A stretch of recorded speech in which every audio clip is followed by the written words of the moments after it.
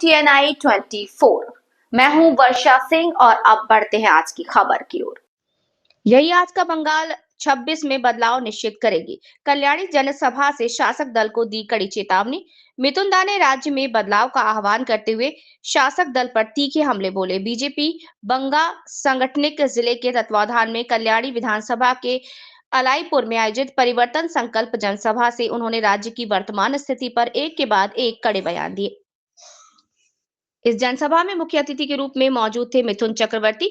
उनके साथ मंच पर थे बंगा लोकसभा केंद्र के सांसद और केंद्रीय मंत्री शांतनु ठाकुर।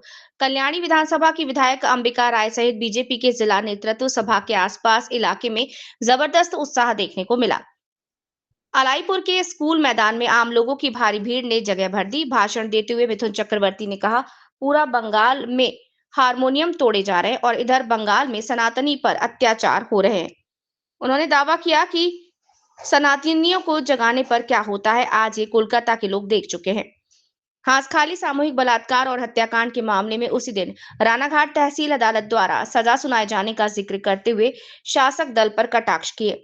दोषियों की सूची में तृणमूल नेता का नाम होने का उल्लेख कर मिथुन बोले, यही आज के बंगाल की हकीकत है। सभा से और चेतावनी देते हुए मिथुन चक्रवर्ती ने कहा कि 26 में बदलाव निश्चित है। सनातनियों ने जागना शुरू कर दिया है। इस बयान पर सभा स्थल पर मौजूद बीजेपी कार्यकर्ता और समर्थकों में जोरदार उत्साह और ताली के साथ उमंग दिखी। राज्य की राजनीतिक स्थिति में इस जनसभा में नया हड़कंप मच गया, ऐसा राजनीतिक गलियारों में माना जा रहा है। जिला नदिया, कल्याणी, पश्चिम बंगाल से सोनाली ठेकेदार की रिपोर्ट। হাসখালির যে নির্যাতিতা মেয়েটি মারা গেছিল গণধর্ষণের পর মুখ্যমন্ত্রী বলেছিলেন প্রেগনেন্ট লাভ অ্যাফেয়ার ছিল। আজকে সেই মামলায় বিচারক 9 জনকেই সাজা দিল, 3 জনকে যাবজ্জীবন।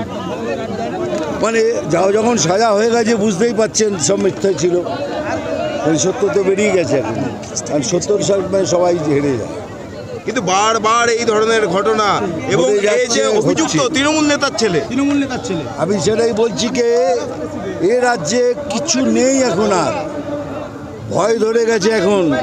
এটাকে আমি বাংলাদেশে বলছি না, বাংলাতে বলছি, ভয় ধরতে আরম্ভ করেছে। কেন আমরা যদি এখন না একটা হই তাহলে বাঙালির তো চলে যাবে। যারা হিন্দু বাঙালি নয়, নন বাঙালি, তাদেরও বলছি যে সবাই একসাথে হন। যে পার্টিতে আছেন, যে পার্টিতে হিন্দুরা আছে, তারা সবাই বেরিয়ে আসুন, একসাথে লড়ুন। এই সরকারের পতন হতেই হবে, তা নাহলে এই কমবে না, এই বেড়েই চলবে। আপনি গোটা বিশ্ব ঘুরেছেন, আপনি নিজে একজন সেলিব্রিটি। মেসিকে নিয়ে যা হলো কলকাতায়, এটা নিয়ে আপনি কি বলবেন? আপনি কলকাতা না, এটা পুরো রাজ্যেই কোথাও না কোথাও কিছু হয়েই চলেছে। এই রাজ্য সে রাজ্য নয়, সে বাংলা নয়। যে বাংলা আমরা দেখে আসছি সে বাংলা নয়। এটা প্রত্যেক দিন, everyday, almost everyday something or the other happening, যেটা নেওয়া যাচ্ছে না। মেসির মতন একজন ইন্টারন্যাশনাল ফিগার, মানে কার্যত এখান থেকে ব্যাক ফিরে চলে যেতে হলো, কলকাতার মুখ পুড়লো, বাংলার মুখ। মানে এর থেকে বড় আর লজ্জার কি হতে পারে? আর বাকি দেখুন, দুটো স্টেটেও তো হলো, ওটাও তো দেখলেন আর এখানেও দেখলেন। এর থেকে বড় আর লজ্জা কি হতে পারে? মন্ত্রীদের নামে বারবার হিন্দু ছেলেকে জ্যান্ত জ্বালিয়ে দেওয়া হলো, আর আজকে হিন্দুরা বাংলাদেশ হাই কমিশনের বাইরে আন্দোলন করলো। মমতা বন্দ্যোপাধ্যায়ের পুলিশ তাদেরকে মারলো, রক্তাক্ত করলো। আপনার কলকাতা আজকে রক্তে ভিজলো। দেখুন, একটা সম্প্রদায়কে উনি কোনোভাবেই দুঃখ দিতে চান না, পরিষ্কার।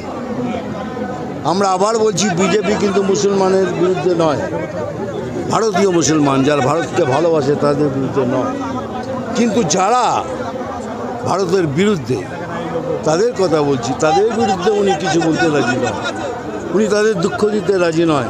কিন্তু বাঙালি মরে যাক, বাংলা জ্বলে যাক, আমরা জ্বলে যাই, উনি খুব খুশি। তাই যদি খুশি হন, এবার এই খুশিটাকে আমরা দুঃখতে বদলে দেবো।